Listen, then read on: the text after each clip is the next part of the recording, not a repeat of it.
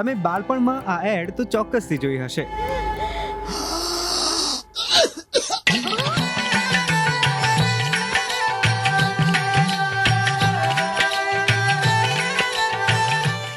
આ એડ નહીં તો આ પ્રોડક્ટ જોઈને કંઈ યાદ આવે છે?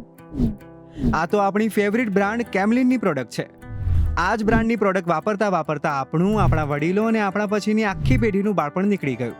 પણ આપણને એ ખ્યાલ છે કે આ કેમલિન બ્રાન્ડને ઊભી કરવા પાછળ કોનો હાથ હતો?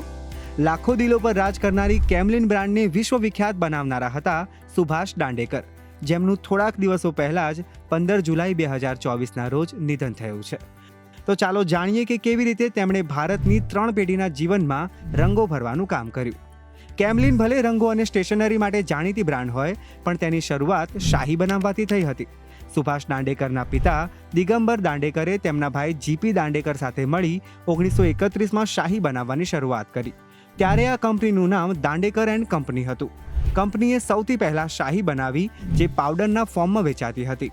વર્ષ 1947માં આ કંપનીએ ચોક, સ્ટેમ્પેડ અને ગુંદરના બજારમાં પણ ઝંપલાવી દીધું.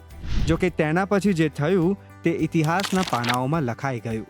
1960માં સુભાષ દાંડેકર પિતાની આ કંપની સાથે જોડાયા, જેમણે વિદેશમાં કેમેસ્ટ્રીનો અભ્યાસ કર્યો અને ભારતમાં પાછા ફરીને એક લેબ બનાવી.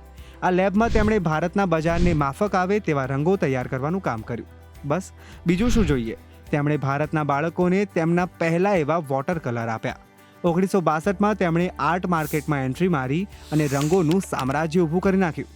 માત્ર રંગો જ નહીં, આપણું તો આખું બાળપણ કેમલિનની જ સ્ટેશનરીની યાદોથી ઘેરાયેલું છે. જો કે વર્ષ 2011માં સુભાષ દાંડેકરે કેમલિનનો 50% હિસ્સો જાપાનીઝ કંપની કોકુયોને વેચ્યો, જેના બાદ કેમલિનની પ્રોડક્ટ અન્ય દેશમાં અને કોકુયો કંપનીની પ્રોડક્ટ ભારતમાં આવતી થઈ. તેના પછી પણ સુભાષ દાંડેકરે ચેરમેન તરીકે કેમલિન માટે કામ કર્યું. આજે ભલે સુભાષ દાંડેકર આપણી વચ્ચે હયાત નથી, પણ તેમણે કેમલિનની પ્રોડક્ટના રૂપમાં આપેલી યાદો હંમેશના માટે આપણા સ્મરણપટ પર જળવાઈ રહેશે. તો બાળપણમાં તમારી ફેવરિટ કેમલિનની પ્રોડક્ટ કઈ હતી? Pencil, compass box, marker, water colour કે પછી બીજું કંઈ? અમને કોમેન્ટમાં જણાવજો.